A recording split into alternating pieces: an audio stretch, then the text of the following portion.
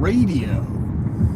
It is, hell, I don't know what date. It's the 19th, I think, of April, and I'm actually on my way out east to go to my son's scooter store.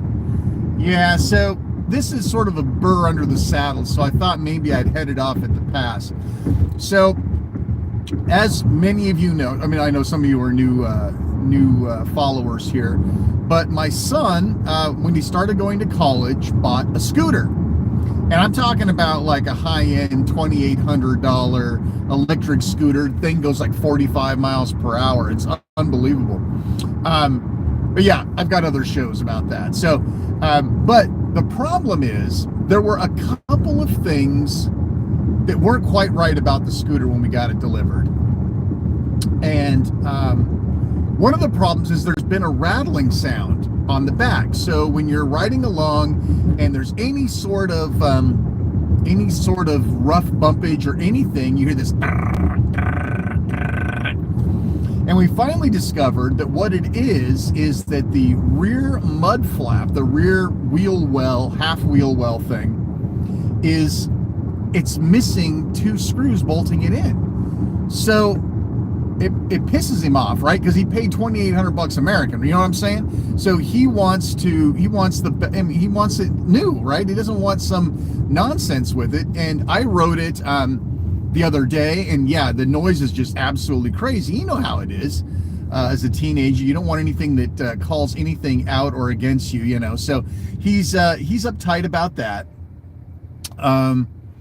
So I rode over to them this earlier this week, and I said, hey, you know, my son got this scooter. He's using it a lot more now. He noticed this rattle. It seems these two screws are missing. He says they've been missing since, you know, he got the thing. You know, where can we get these? You know, can you tell me the size or whatever? And they're like, well, you know, come by after 10 o'clock, you know, after we open, you know, Tuesday through Saturday, and we'll make sure we get you the screws. So that's where I'm on my way now. It's at least another 13-minute drive. So we had time for a show. I thought, hey, what the hell? Let's throw the camera on. It was this or listen to music or a podcast or something. So I thought, why not? Let's give the public an extra show. So let's see. So what's been going on? Well, a second. I've been experimenting with various music formats ever since I got a hold of this Pink album at a Goodwill. Now, I love Goodwill. I love Goodwill thrifting for music CDs because God only knows what you're gonna get. It's never a given, you know. Along with all the Susan Boyles and Barry Manilow and you know, all the stuff that you see every time you go thrifting. Every now and then something jumps out at you, and I've seen some crazy shit like Japanese SVCDs, right? Crazy stuff. I've seen it all. And then I got this Pink thing that was called a dual disc. I'd never heard of a dual disc. Now, I've got music from artists that have a CD and a DVD both in the case, right? So you put the CD in when you want to listen to music, DVD when you want to watch the concert, whatever. But these are actually dual layered discs that have a CD on one side and a DVD on the other. It was kind of novel. I'd never seen one. And so I got kind of sucked into the whole alternative music format. Now, my wife likes Pink a lot. I'm not as big of a Pink fan, but I did want to experiment more with this dual disc format.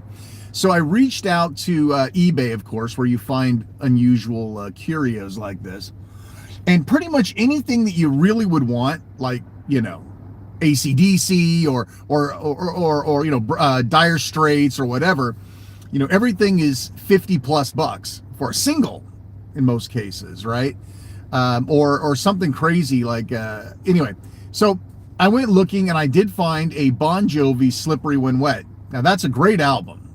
Great album. Early days of Bon Jovi. It's the third album, if I remember right. After the self-titled album, 7800 Fahrenheit, and then Slippery When Wet was when they just kind of exploded. And then honestly, you know, I'm not a huge Bon Jovi fan after that. I love the title album, and I liked the third album. 7800 Degrees Fahrenheit, not so much. So I did grab that. I got that, and I put a video up of that over these last few days. I took Thursday and Friday off. Tonight we are on our way to see Kylie Minogue. So obviously I needed a haircut. My hair was getting out of control. My wife's hair was getting out of control. So we both went yesterday, got a haircut, middle of the day. And then, and then I've been just working on videos. So I've got, I got tons of stuff in the hopper. Hang on a second. Where the hell are they sending me? Sorry. Google is giving me interesting directions here. A second. All right. I see what they're doing. Got it. All right. Thank you for letting me know in advance. So there's that. And then I decided last night that I hadn't live streamed anything in a while. And of course I fucked it up. And I live streamed Blueprints, like Prince of Persia prints, not print as in Prints. Although, oddly enough, there's a Zia record store right there. Shit, I might hit that on the way back. Damn. That's a big store. So anyway, so I decided to live stream that. I didn't have audio for like the first half of it, so dumb. But everyone's talking about this game. I thought I'd give it a try, but I'll be honest. I don't know if the game is exactly for me. I mean, you can watch the video yourself. I think I streamed for like 2 hours last night, and if you'll know whether the game's for you or not. If you check that out and see what you think. But everyone's giving it this great praise and all this stuff, and it's like, listen, Balatro worth every single praise that it gets, right? Brotato, not so much. Certainly not Blueprints, not so much. But hey, listen, whatever, right? Takes all kinds of games, right? So let's see. I did try out. So remember way back when, I'm working unscripted here, so I'm trying to fill time. I got 8 minutes. Remember way back when there was an April Fool's joke by NVIDIA where they claimed that you could plug in a special USB key and it would play games for you? So like you have to go to the bathroom or go eat or something and you didn't want to stop playing Call of Duty Black Ops. You could stick this thumb drive into your PC and it would take over and play as your AI assistant. Well, of course it was bullshit, right? I mean, it's an April Fool's Day joke, and if you believe anything you read on April 1st, that's fool's paradise there. But it was an interesting concept. So what they've done is they've piggybacked on that concept called Project G Assist. They've piggybacked on the project, and they've created an AI localized, they claim it's localized. I haven't done any traffic analysis, but it's a localized bot, an AI chat bot that you can bring up anytime you want. It's part of the NVIDIA overlay, right? So if you have the NVIDIA, drivers installed, then you can see it. And you can ask it stuff, right? So you can say, tell me my system specifications, tell me my fan speeds, tell me how much CPU utilization I've got going on right now. You can have it control like Logitech and a couple of other different companies have integration with it, so you can control the lights in your room or your RGB lighting profiles, things like that. Nothing that's really important to me, but I thought I would try it out just for giggles. And I don't know. I didn't see the value in it. I'd rather have a nice Mango HUD overlay. That tells me everything I need to know. Want to see my fan speeds at a glance. Want to see my FPS at a glance. It doesn't really seem to be able to offer anything useful in terms of like, hey, how do I make this game play better? Right? How do I improve or optimize this game? Now that would be cool. And maybe I just didn't have the game that it wanted, but I'll tell you, it wasn't performing the way I thought it should. And in fact, even one time it crashed a game that I was working with. So, listen, I don't know. So I don't, if you're interested, try it out. Maybe you'll have better luck than I did, but I was not overtly impressed by Project G Assist. But hey, listen, again, takes all kinds, right? For those of you who love Directory Opus and like my videos of Directory Opus, I just shot like a 35 or 40 minute video. I'll be producing that probably later today or maybe tomorrow. So there is a new big Directory Opus, very helpful video coming your way for those of you who are interested in maximizing Directory Opus for your needs, then I've got a new video coming just for you. Let's see, what else has been going on? It's been fairly slow. The wife is winding down. You know how this works out. So she's a high school math teacher. God bless her soul. Somebody's got to do it. And the last, 4 or 5 weeks of the school year are always stressful for her. It's sort of one of those things where I go into turtle mode, pull the legs and the arms and the head in and just kind of hunker down and hope for the best. So, yeah, so that's coming up. Don't look forward to that. Tax season's over. At least that's done with. I don't come to this side of town very often, so I'm constantly looking. There's a Goodwill over there. I might stop over there and thrift on the way back. Wife will probably kick my ass, but whatever. The Ragin' Cajun license plate. Interesting. Trying to get a better look here. Yeah, anyway. Let's see, what else is going on? Nothing really exciting. It's just business as usual for the most part. Oh, I know something we can talk about. So, on Reddit, we're constantly being barraged with questions like, should I get a Steam Deck? You're on a Steam Deck subreddit, and you're saying, should I get a Steam Deck? Well, what do you think the people on the Steam Deck subreddit are going to tell you, right?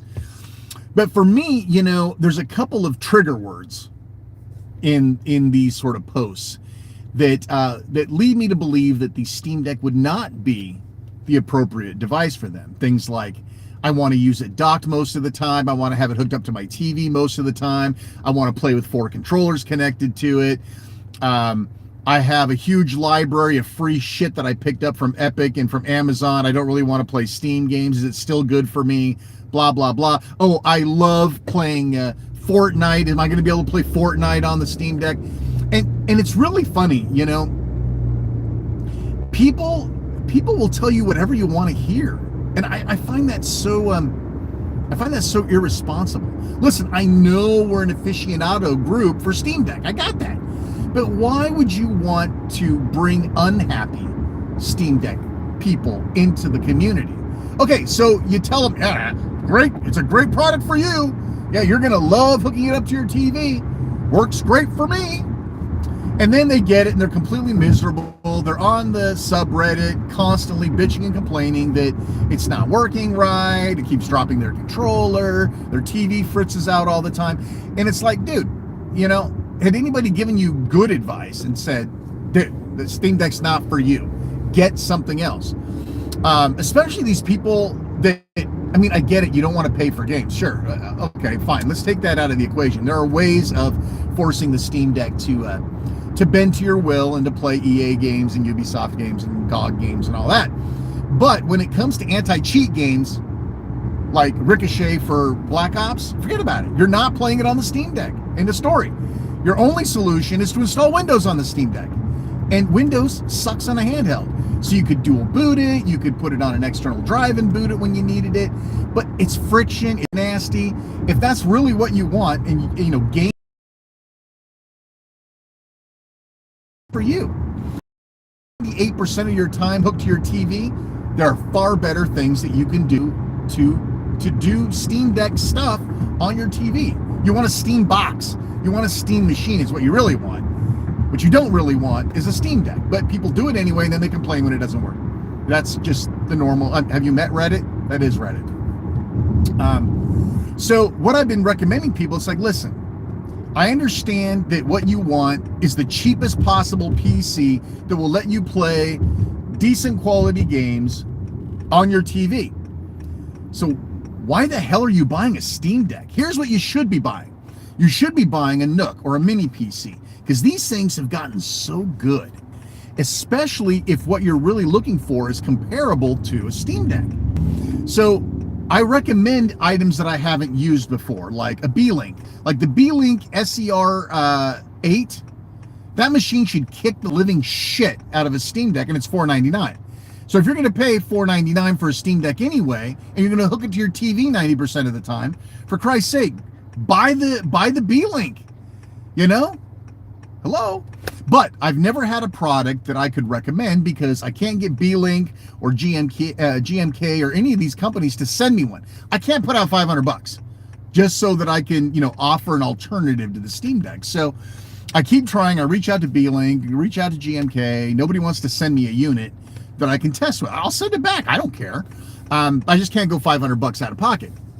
So I'm constantly looking for something cheap enough that I could go out of pocket and still be able to at least meet, if not exceed, Steam Deck specs, right? So I think I found one, and it's coming tomorrow, which of course I'll be off at my in-laws tomorrow, so I won't have time to look at it probably till tomorrow night. But I finally found one, and it's $250 after a coupon on Amazon, and I had some of my Amazon affiliate money left over this month, so I applied that.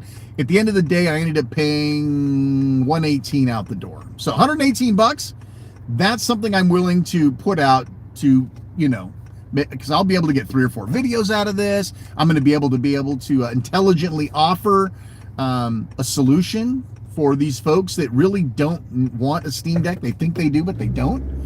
So I'm very excited. I mean, I've been waiting a long time to get my paws in this sort of a solution so that I can offer it to others. So this is very exciting. All right, I am just I'm less than a minute away. I'm going to go ahead and end the show. Thanks so much for watching. I'm Shane R. Monroe, Pastor C Radio, saying we'll see you next time. Take care.